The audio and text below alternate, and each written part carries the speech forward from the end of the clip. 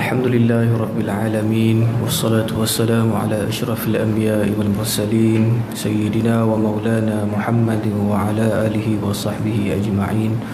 Subhanaka la ilma lana illa ma 'allamtana innaka antal alimul hakim.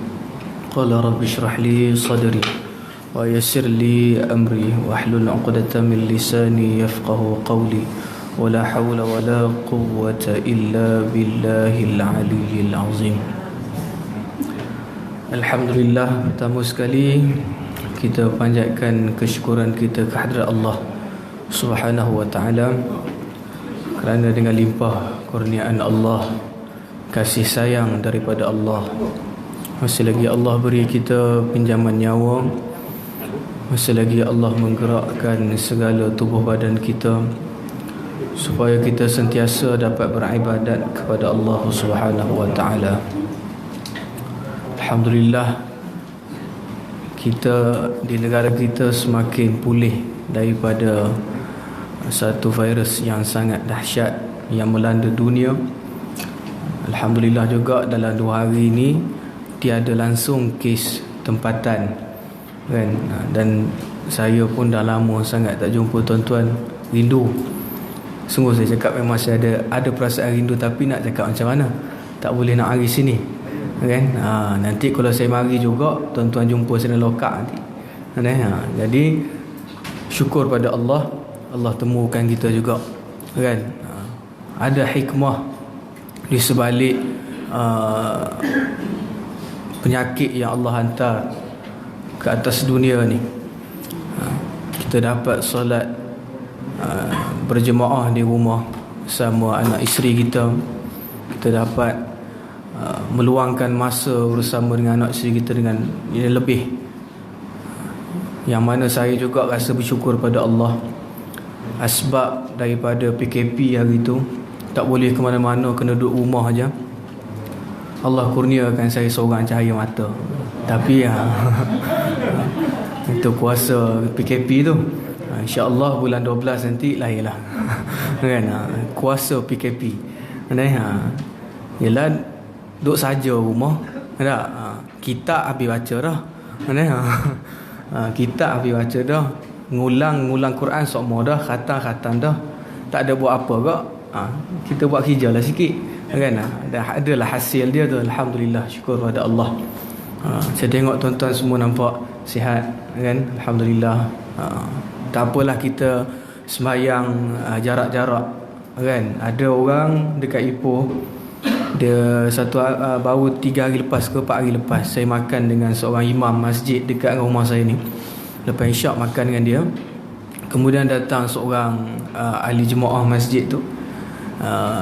Jadi imam ni tanyalah, Tuan Haji kenapa tak datang solat di masjid? Dia kata ni solat di masjid ni berjarak-jarak ni bukan jemaah. Dia kata jemaah tak ada jarak-jarak. Jadi saya nak saya bagi tahulah pada Tuan Haji tu, nak bagi orang faham, dibuat jarak-jarak ni bukan dengan sengaja. Dia akan jadi jemaah selagi mana kita duduk dalam bangunan yang sama, kan? Dia akan jadi jemaah selagi mana ada makmum yang berniat makmum ketika mana solat. Kalaulah sekiranya tidak ada jarak-jarak, katakan tuan-tuan nak kejar takbiratul ihram, tuan-tuan ambil uduk, siap-siap ambil uduk semua, bila masuk pintu tengok imam takbir dah. Jadi tuan-tuan nak dapatkan takbiratul ihram, tuan-tuan pun takbir dekat depan tu, depan pintu, maka jemaah tuan-tuan sah dan takbiratul ihram tuan-tuan pun dapat.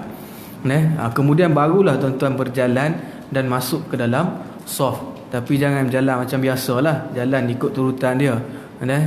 Dia yang tak bolehnya 3 langkah berturut-turut, kan?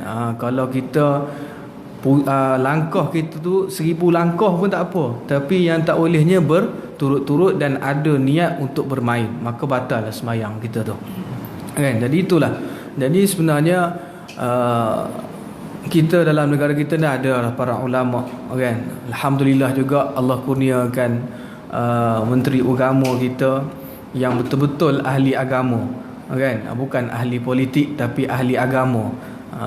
Tak bertanding tak apa, tapi Allah pilih dia untuk memegang satu jawatan yang besar. Jadi bila diberikan kepada ahli, satu jawatan diberikan kepada ahli, maka jadi betul lah benda tu, kan? Jadi elok lah.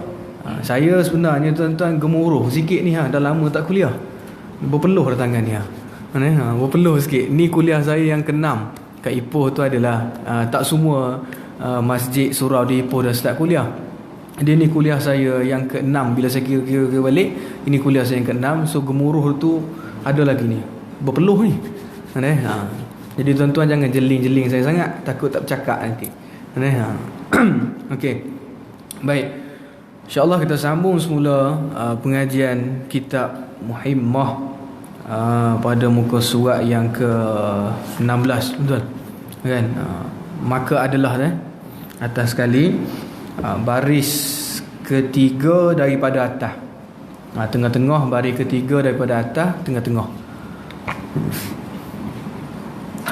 Qala musannif rahimahullahu ta'ala, kata pengarang rahimahullahu ta'ala, maka adalah kebinasaan daripada jalan memberi nafkah yang melepaskan daripada harta yang haram itu sangatlah sedikit, melainkan seorang yang ada baginya harta pusaka atau harta baginya atau harta baginya usaha yang halal, atau yang halal yang mencukupi dengan dia dan dengan ahlinya, dan ada baginya pula qanaah yang menegahkan daripada belanja yang berlebih-lebihan, maka bahawa yang demikian itu lepaslah ia daripada kebinasaan berkahwin. Okey, ni bab orang lelaki ni, kebinasaan bagi orang lelaki yang nak berkahwin. Dia ada yang wajib berkahwin, ada orang yang diharamkan untuk berkahwin, kan? Macam contohnya yang wajib ni dia mempunyai kemampuan, itu halal daripada segi sumber pendapatan dia halal, dan dia mempunyai perasaan syahwat untuk berkahwin, maka wajib atas dia untuk berkahwin. Padahal pada asalnya hukum berkahwin adalah sunat, hukumnya adalah sunat untuk berkahwin. Tetapi sekiranya seseorang tu dia mempunyai kemampuan, kemudian dia ada syahwat, berkeinginan kepada perempuan untuk berkahwin, maka wajib atas dia untuk berkahwin. Ni orang yang ginilah. Yang haram berkahwin ni ialah orang yang tidak mempunyai apa-apa harta, kosong, tiada mas kahwin, tak ada mas kahwin. Memang boleh hutang, mas kahwin boleh hutang, aku terima nikah PA bin PA dengan mas kahwin hutang, kerana tunai. Bila kita sebut gitu, maka pernikahan tu sah, kan? Tapi hutang sangat-sangat tak digalakkan dalam agama.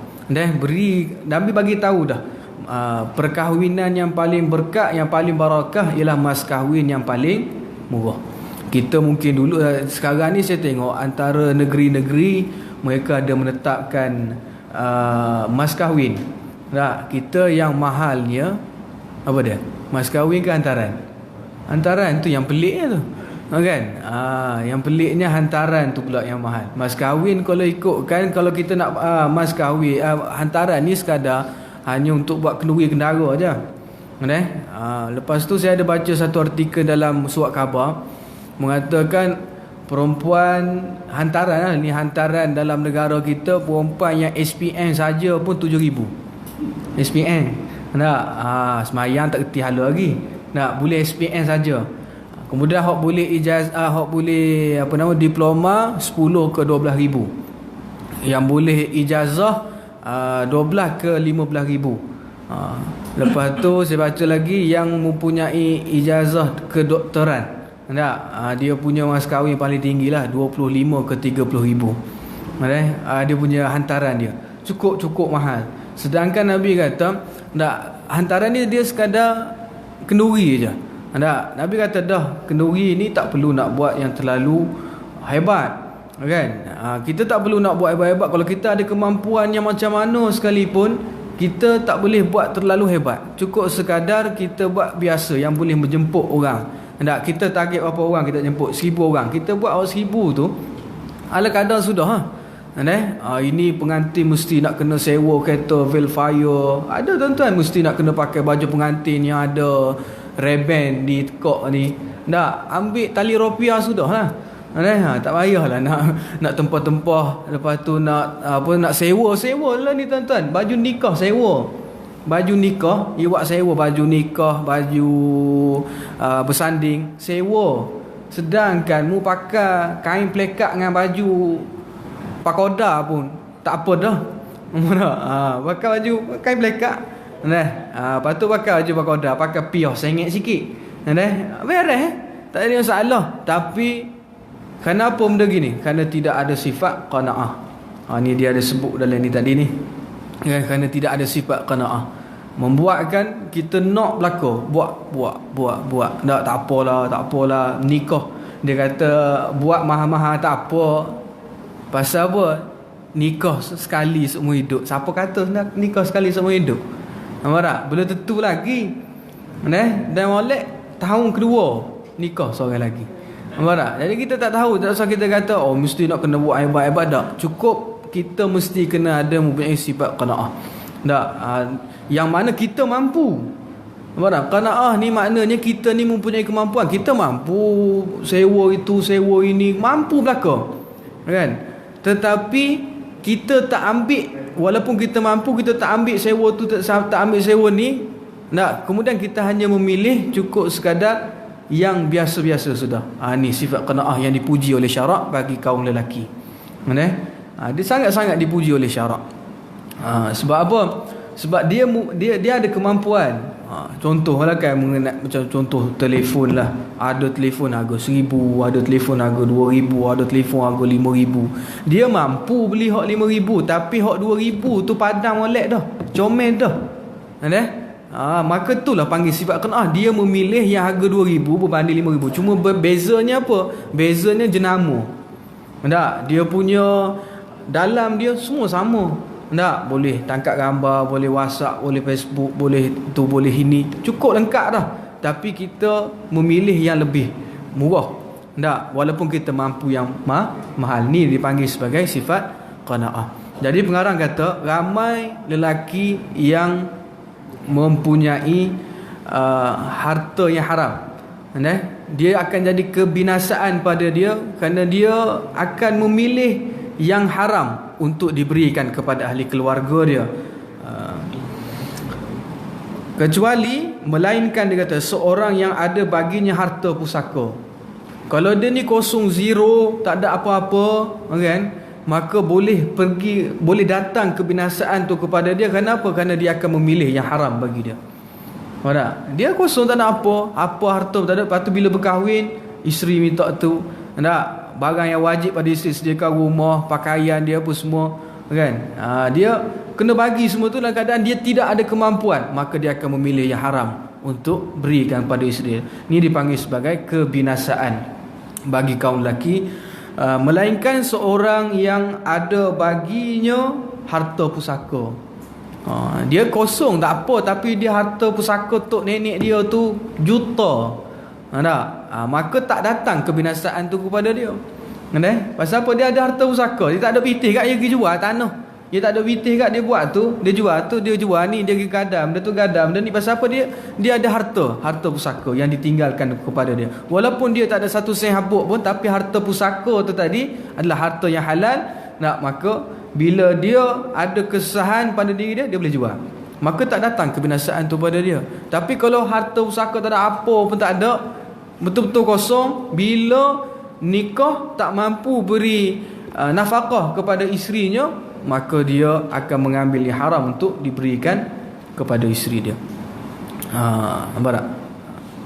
Kemudian, atau harta baginya usaha yang halal, yang mencukupi dengan dia, atau dia mempunyai usaha kederak, dia mempunyai kederak untuk mencari rezeki yang halal, maka hilang kebinasaan tu pada dia. Dan dengan ahlinya, dan dengan ahlinya, dan ada baginya pula qanaah yang menegahkan daripada belanja yang berlebih-lebihan. Qanaah tu saya terang pada tuan-tuan tadi, dia ada kemampuan tetapi dia milih yang biasa-biasa. Walaupun dihasut oleh orang lain, syaitan bisik ke dia, Allah, mu mampu beli apa, mu sedih buat apa mu nak pakai Viva. Tak? Dia pun fikir, oh ya Allah dah, aku mampu pakai mu sedih. Tak? Tapi buat apa aku pilih Viva. Tak? Maka dia pun pergi beli hak tu. Tak? Walaupun dia ada kemampuan, tak? Maka dia beli yang tu. Dia tinggalkan yang murah, sedangkan hak ni boleh jalan kok, comel kok, tak ada masalah apa-apa pun, dia pilih hak tu. Tak? Maka dia ni tidak ada sifat qanaah. Tak haram kerana dia ada kemampuan, tak berdosa pun, kan? Tapi dia tidak mempunyai sifat qanaah. Ada musdih baru, ada musdih lama, dia pilih hak baru. Tak? Yang walaupun dia mampu untuk bayar bulan-bulan, tapi dia tidak, lelaki yang begini dia tidak mempunyai sifat qanaah. Maka kalau ada pilihan di hadapan kita, kita pilih yang paling biasa, tidak terlalu berlebihan dalam belanja walaupun kita mampu. Maka kita adalah lelaki yang mempunyai sifat qanaah. Kadang kita ni qanaah dah, mari bini kita, beli abang, beli abang, sifat ritih buat apa banyak-banyak beli dengar kata ini hilang qanaah kita. Dia qanaah lain, kedekut lain. Biar ada beza sikit. Qanaah dia lain. Qanaah dia tak kedekut. Kalau kedekut ni lain, dia qanaah lain, kedekut lain. Dia kedekut ni, ini kata ya bang beli tudung atau hamu ni tudung sokmo. Padahal untuk bini dia juga.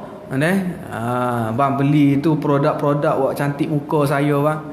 Sedap sikit mata pandang, hamu tu huduh dah, dia kata. Nak pakai produk gapo kat huduh hokmo. Tu kedekut. Nampak tak? Apa dia kata bini dia huduh. Orang suruh beli apa nama ni, produk untuk kecantikan isteri tak sebeli. Ni bukan qanaah, ni kedekut nak mampu. Agak tak ada sini, tak ada laka dah. Ni semua beres laka. Isteri kita minta barang kecantikan dia untuk kita beli. Tak wajib kita beli. Tapi kalau dia minta, bang barilah saya nampak comel sikit depan mata abang, kita belilah saya minyak wangi sebotol, untuk abang juga. Kalau dia tubik rumah baru comel, kita beli barang siap-siap dah, di rumah dia tak pakai, tubik rumah baru pakai, tarik telinga. Tarik telinga dia. Okey. Kemudian, maka bahawa yang demikian itu lepaslah ia daripada kebinasaan berkahwin. Lepas dia. Pasal apa? Ada harta dah, ada usaka atau mempunyai usaha, dia bekerja, ada gaji siap, gaji beribu sebulan, ada kemampuan dia untuk tanggung isteri dan anak dia, kan? Maka terlepaslah dia daripada kebinasaan. Baik. Kemudian mana tu? Hilang ke? Atau seorang atau seorang yang mempunyai kepandaian dan kuasa ia atas mengusahakan yang halal. Dia mempunyai kepandaian. Dia mempunyai kepandaian untuk mengusahakan harta yang halal, nafkah yang halal, daripada segala pekerjaan yang harus mengambil dia. Apa yang harus bagi dia?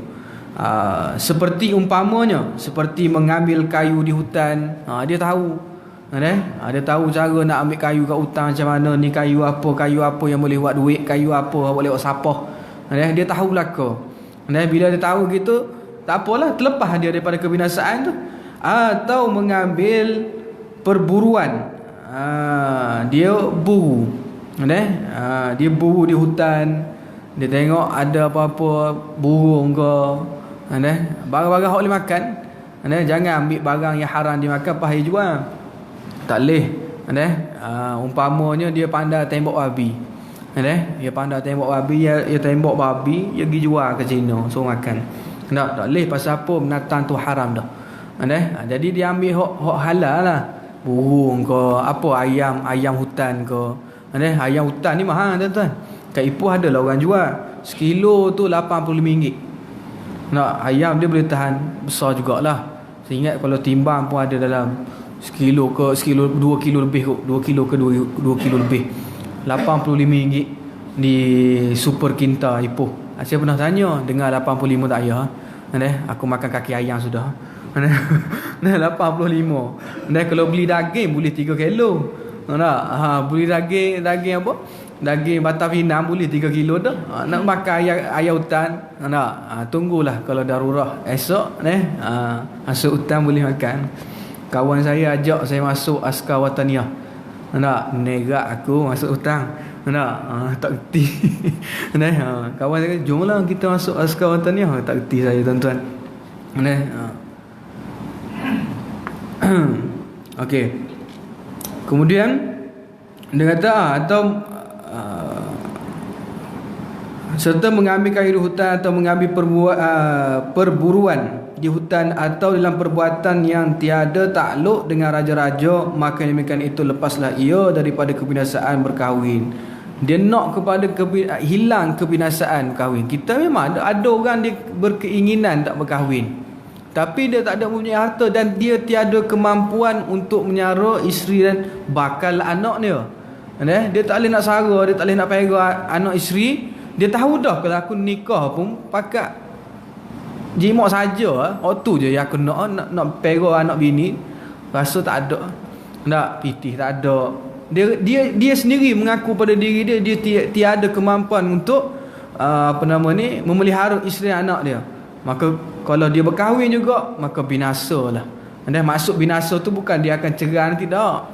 Maksud binasa tu dia tu berdosa. Orang yang tak bagi nafkah pada anak dan isteri, dalam keadaan dia sengaja tak bagi, ataupun dia sengaja ni maksudnya dia kerja. Ada orang yang kerja tapi tak mau bagi pada anak isteri dia. Ada orang yang dia sengaja tu dia ada kemampuan untuk bekerja tapi dia tak nak kerja, duduk saja ngakang, kata tak apalah nanti Tuhan bagilah rezeki kat kita. Usaha tak nak. Nampak tak? Tu sebab tadi pengarang sebut usaha apa dah? Pergi cari halal, pergi masuk hutan cari kayu, pergi buru. Nampak tak?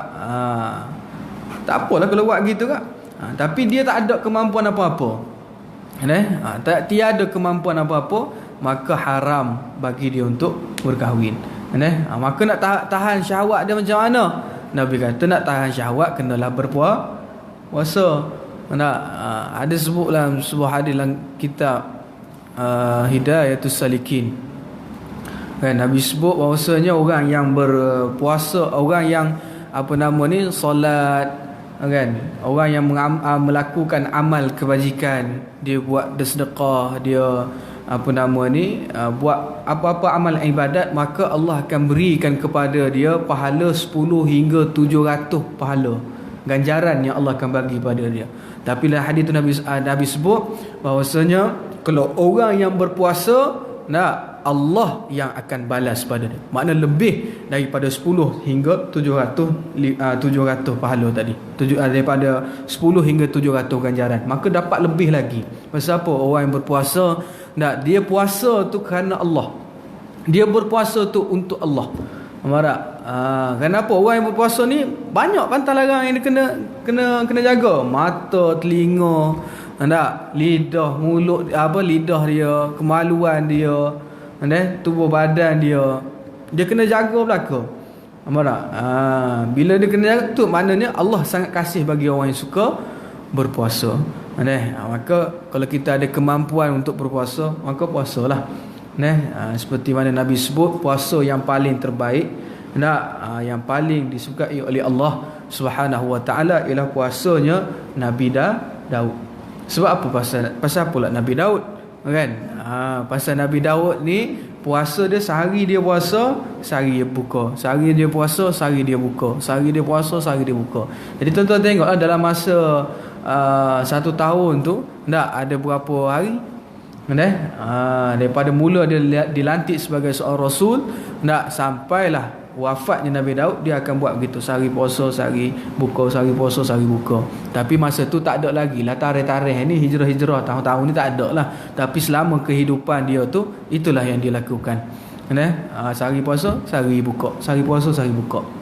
Oh tu nak zaman tu tak ada lagi lah tu Ustaz. Kalau kena puasa dia hari puasa jatuh Aidilfitri macam mana? Murak merepek seumur. Aidilfitri ni syariat tu. Aidilfitri, Aidil Adha ni syariat dia masa zaman Nabi Muhammad sallallahu alaihi wasallam, bukan zaman Nabi Daud tu tak ada Aidilfitri Ramadan pun tak ada. Ramadan Ramadan Aidilfitri bulan Islam kan, daripada mulanya Muharram, Safar, Rabiul Awal, Rabiul Akhir, Jamadil Awal, Jamadil Akhir, Rajab, Sya'ban, Ramadan kan, Zulkaidah, Zulhijjah, Syawal, Zulkaidah, Zulhijjah kan. Ni semua ni ada ni syariat ni pun semua zaman bila? Ada ni zaman Nabi Muhammad sallallahu alaihi wasallam. Dah sebelum-sebelum tu tak ada. Baik. Kemudian dan setengah daripada kebinasaan berkahwin itu iaitu singkat ia daripada mendirikan dengan hak ahlinya, yakni tiada kuasa ia sempurnakan bagi hak ahlinya, dan tiada kuasa ia menanggung kesusahan yang disakiti oleh ahlinya. Dia tak boleh tanggung. Binasa lah. Pasal apa? Dia tahu dah dia tak boleh tanggung apa semua, tapi nak kahwin juga, maka binasa lah. Seperti sabda Nabi SAW, kafa bil mar'i, tuan-tuan tulis deh, kafa bil mar'i ithman ay yudayya man ya'ulu. Sekali lagi saya ulang deh, kafa bil mar'i ithman ay yudayya man ya'ulu. Artinya memadailah dengan seorang itu derhaka dan dosa bahawa menghilangkan ia akan hak orang yang wajib nafkah atasnya. Apa maksud hadis Nabi ni? Apa yang Nabi nak sebut pada kita sebenarnya? Nabi nak bagi tahu pada kita, mu ni tak kena nak buat derhaka atau dosa apa-apa pun. Mu tak kena nak ropak bank, tak kena nak buat benda jahat, tak kena nak curi, tak kena nak tipu, tak kena nak apa pun. Nabi kata jadi apa dia? Ayyudayya may ya'ulu. Apa dia buat? Ia menghilangkan ia akan hak orang yang wajib nafkah atasnya. Dia tak bagi nafkah. Dia tak bagi, dia tak curi. Dia tak curi, tak apa pun elok, jadi baik elok aja. Tapi dia tak bagi nafkah pada anak dan isterinya. Anak dan isteri tak bagi nafkah, Nabi kata sama juga, buat dosa juga. Tetap tak dikira sebagai dosa. Jadi apalah orang kata apa, walaupun dia tak mencuri, tak bohong, tak itu, tak ini, tak buat benda jahat lah, tapi tetap juga dia berdosa. Kenapa? Kerana tak beri nafkah pada anak isteri dia. Kebanyakan yang berlaku ni bila berlakunya penceraian antara suami isteri kan, dia pun cerai bini dia, aku cerai mu, talak satu. Dia pun cerai bini dia kena cerai dah. Bila bini dia kena cerai tu, dia wajib tanggung bini dia tu sehingga habis iddah. Lepas pada habis iddah tak apalah, tapi dalam masa iddah tu dia wajib tanggung isteri dia 3 kali suci. Nampak tak? 3 kali dia suci. 3 kali suci tu kira habis lah. Tapi kalau suami yang meninggal, dia 4 bulan 10 hari.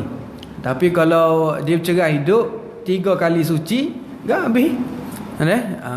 Kalau 3 kali suci tu dalam masa tempoh, makna lebih kurang dalam 3 bulan lebih gitulah kan. Dalam tempoh tu wajib dia bagi nafkah pada isteri dia. Anak ni siapa dia besar, wajib kita bagi nafkah. Nampak tak? Anak tak boleh cerai. Hei anakku, aku cerai kamu. Tak boleh.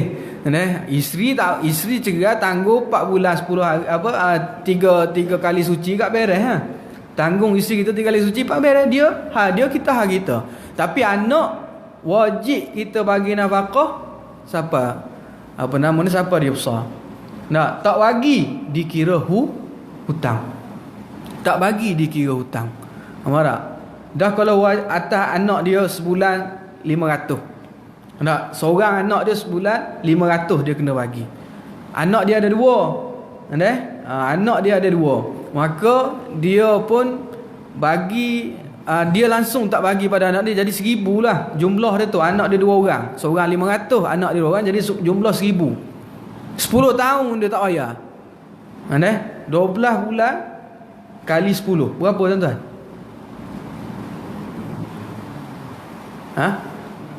Berapa itu? 120 120,000 kena bayar. Faham tak? 120,000 kena bayar pada anak. Siapa? Hak dia. Hak tu, hak cerah, hak tak cerah ni, hak ada juga di antara kita. Yalah, ada masa kita ni diuji dengan susah. Bila masuk musim raya kat tahun ni tak ada lah macam tahun-tahun sebelum ni. Tak, anak kita ada 3 orang, 4 orang. Gi raya kat nu jumpa saudara mara, jumpa ni jumpa tu kak, anak boleh duit raya banyak. Tak? Kita ayah rotek utuh baru mampu. Tak? Kita duit habis dah. Belanja anak raya apa, beli baju Melayu apa semua habis dah, clear dah. Tak? Masuk raya kedua tengok rotek utuh, Allah mampu rotek utuh aku. Tak? Tika tu pun ayah pun tengok jeli. Oi, banyak duit anak budak. Tak? Dia budak sehari 5 kali je kira. Bangun pagi dia kira, tengah hari ke petang sebelum tidur dia kira pula pitih dia. Banyak mana? Tak, 400 kira, 100, 200, 300. Ayah jeli. Banyak pitih tak kata dia. Ayah pun pinjam. Anak umur apa tak balik lagi, anak baru 7 tahun. Biasa kalau dah balik ni tak ada lah, 13 14 tahun ni tak ada dah duit raya. 10 tahun, anak 10 tahun dia kata, dek, ayah pinjam dek 400 nak hidup rotek utuh. Ambil lah ayah, kata anak. Tak? Wajib bayar. Wajib bayar. Tak? Kita jangan kata, bukannya kalau kita ambil duit anak tak apa ke? Siapa kata? Hak anak tu. Telefon kalau kita pernah ambil dan kita tak pernah minta halal pada anak kita, telefon anak. Halo? Tak, ni ayah dulu tika mu kecek-kecek lu, ayah dia pinjam sikit duitmu 200-300 buat hidup rutik motor wai suku. Tak? Jadi ni ayah nak minta halal ni, anak kata tak halal, kena bayar juga. Kena bayar. Walaupun ayah dia, tapi kebiasaannya anak-anak akan halalkan. Kan? Macam sama juga tuan-tuan. Orang hok cerai tadi dia tak bagi pada anak dia 10 tahun, 120,000 dia tak bagi pada anak dia. 120,000 dia tak bagi pada anak dia. Hak anak dia tak tunaikan dalam masa 10 tahun tu, maka dia wajib bayar balik. Kalau anak dia kata tak boleh, pasal apa, dulu ayah ni kak cerai-cerai kak tinggal kami anak beranak, tinggal kami gitu je. Ayah gini kau lain, tinggal macam tu je, maka saya tetap juga nak tuntut hutang 120,000, maka wajib bayar. Faham tak? Itu hak anak. Dia jangan kata, alah Ustaz, saya, dia kalau nak guna duit anak ni sebenarnya untuk kepentingan dia boleh. Untuk kepentingan dia. Apa dia? Anak nak beli buku, tak boleh. Anak nak beli basikal, boleh. Kalau bab pelajaran apa semua ni, itu memang wajib atas kita dah. Nafkah atas kita dah, siap kena bagi pendidikan pada anak apa semua. Kalau kita sibuk kerja tuan-tuan pagi petang, wajib atas kita hantar anak kita ni untuk mengaji. Maknanya masuk sekolah. Bah yuran sekolah lagu mana? Yuran sekolah wajib kita bayar. Dia untuk kepentingan ni tak apa. Ayah-ayah nak baju, kita beli dah baju ke anak kita, cukup dah. Tapi anak kita nak baju hok comel sikit. Ayah-ayah nak beli baju, boleh ambil duit raya dia beli baju. Tak ada masalah. Boleh ambil duit anak untuk beli baju, kepentingan diri dia. Kita tak dikira sebagai hutang. Tapi kalau kita ambil duit anak pas kita beli barang dapur. Contohlah masa PKP baru ni tuan-tuan kan, berapa ramai orang susah. Berapa ramai orang susah, tak makan, tak apa. Saya ada buatlah program kutip duit dana untuk bantu orang susah ni kan. Satu keluarga tu saya beli barang RM50. Saya dengan geng grup Perak Bikers, geng motor besar lah, Perak Bikers tu, saya war-warkan siapa nak bagi sumbangan kan. Tak kisahlah, boleh 3,000 lebih kot sumbangan yang dapat tu. Jadi saya maklumkanlah dekat grup Facebook, WhatsApp apa semua, siapa-siapa yang perlukan bantuan makanan, kan, boleh hubungi saya. Jadi siapa yang kos saya hantar, siapa yang kos saya hantar. Boleh juga keluar rumah kalau tak boleh keluar, kan duduk je rumah. Kita buat gitu dapat juga keluar rumah. Pergi keluar buat hantar. Ada yang call saya, kan, kata encik saya nak sumbangan boleh tak? Kata sumbangan apa? Barang dapur ada, saya boleh hantar. Saya tak nak barang dapur pasal saya dapat dah.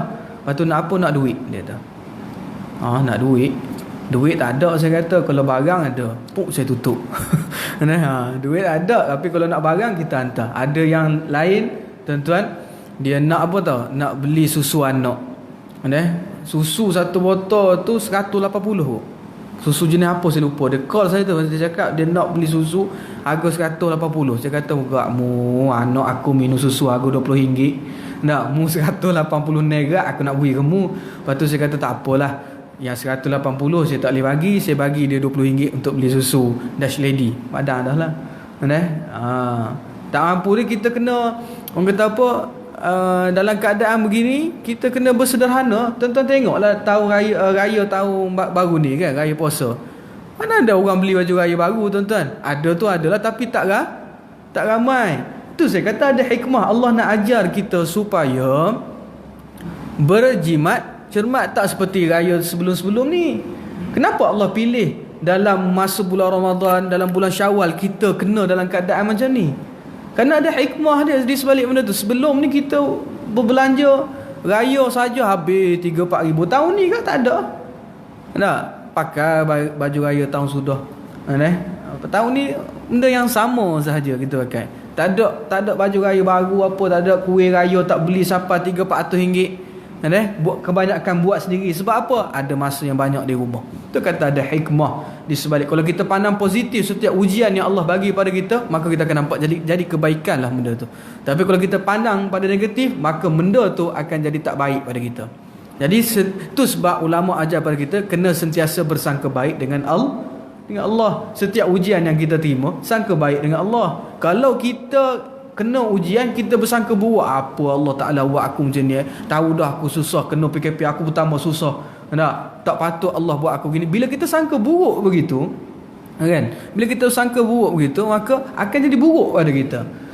Rezeki Allah tu sangat luas, kan. Sabar, insya-Allah Allah akan beri rezeki. Dan alhamdulillah tuan-tuan, asbab daripada PKP hari tu juga berapa ramai orang yang betul-betul miskin yang duduk dalam hutan terbongkar. Maknanya terbongkar rahsia mereka ni duduk lautan, tak ada kemampuan, tak boleh nak kerja langsung. Dulu kalau kerja pun hanya kutip besi, nak keluar naik motor, kan, keluar dengan motor. Saya tengok dalam video Ustaz Ebit Liau tu, kan, Ustaz yang Cina masuk Islam tu lah, kan, Ustaz Ebit Liau tu, saya tengok ada orang tu di belah KL lah, tidur tepi highway, tuan-tuan. Kawasan tu dia tertutup sikit dengan pokok-pokok. Kemudian dia buat sebiji rumah dekat situ. Dia kadang-kadang dia tidur situ 2-3 hari. Sebab apa? Nak pergi cari besi. Cari besi semua siap. Nak 2-3 hari penuh satu roda 3 dia tu. Dia jual, baru dia balik rumah. Terbongkar. Sebab apa, tuan-tuan? Asbab daripada PKP hari tu. Jadi kita setiap ujian pada Allah, kita kena pandang positif. Apa benda pun kena pandang positif. Sama juga dalam kuliah. Kalau kita dalam kuliah, tuan-tuan, kalau kita ambil hak positif, apa yang ustaz tu cakap, apa yang tok guru kata, maka jadi positif pada kita. Tapi kalau kita mari tu sebab kita nak pandang hak negatif, apa yang ustaz cakap, tak ada apa, ilmu tak boleh, tak berkat langsung. Dan sebab kita kena sentiasa bersikap positif. Okey, isyak lagi. 2 minit lagi. Dia SOP masuk isyak kena berhenti dah. 2 minit lagi. Okey. Nak azan ke? Kalau masuk azan ke? Azan lah. Kalau masuk azan tak apa, kejap kita tu azan 2 minit ke tak? Okey. Dan telah meriwayatkan oleh setengah ulama bahawa sungguhnya orang yang lari daripada ahlinya itu, mana lari daripada anak dan isteri dia, orang yang wajib diberi nafkah tu, seperti menempati hamba yang lari daripada tuannya, iaitu tiada diterima baginya sembahyang dan tiada terima pula puasanya hingga kembali kepada ahlinya. Dia sama hukum dia dengan hamba. Kita wajib bagi nafkah pada anak isteri kita. Kemudian kita lari nikah lain kat tinggal bini tua. Tak, nikah lain je, pergi ikut bini baru, tinggal bini tua, tak bagi nafkah, tak bagi apa. Solat, puasa, haji, semua Allah tak terima. Nampak tuan-tuan? Semua Allah terima. Sebab apa? Dia meninggalkan anak dan isterinya, dia tak bagi nafkah pada anak dan isteri dengan cukup. Maka dia, walaupun dia haji, tak, walaupun dia ustaz sekalipun, tak, tok guru sekalipun, maka amal ibadat dia Allah tak terima. Tak terima. Ya pergi mu siapa pun. Tak? Orang yang duit banyak, apatah lagi orang yang mempunyai duit yang banyak, tetapi dia tak berikan nafkah pada anak isteri. Amal ibadat dia Allah tak terima. Tak, bini baru kaya sikit, bawa pergi umrah, bawa pergi haji. Nampak tak? Haji, umrah dia semuanya Allah tolak. Asbab daripada apa? Asbab daripada dia tidak memberi nafkah kepada anak dan isterinya. Sebab tu benda yang paling penting sekali tuan-tuan kan. Nafkah pada anak dan isteri ni sangatlah penting, dan tuan-tuan kena apa orang kata apa, buka mata sikit nampak ni. Sebab apa? Kalau kita tak bagi secukupnya dalam keadaan kita berkemampuan, maka amal ibadat kita ni Allah Taala tidak akan terima. Okey, masuk azan, wallahu alam. InsyaAllah tuan-tuan, panjang umur murah rezeki, kita akan sambung lagi kuliah kitab Muhimah kita pada masa yang akan datang. Kat mana tadi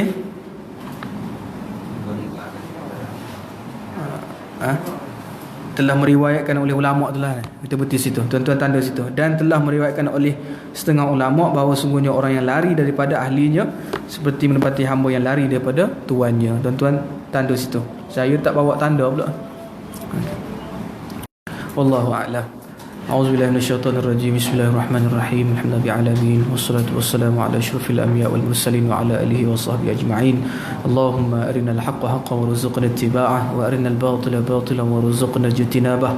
Rabbana iftah bainana wa bain qaumina bil haqq wa anta khairul fatihin. Rabbana atina fid dunya hasanah wa fil akhirati hasanah wa qina azaban nar. Sallallahu ala sayyidina Muhammad wa ala alihi wa sahbihi ajma'in. Walhamdulillahirabbil alamin. Assalamualaikum warahmatullahi wabarakatuh.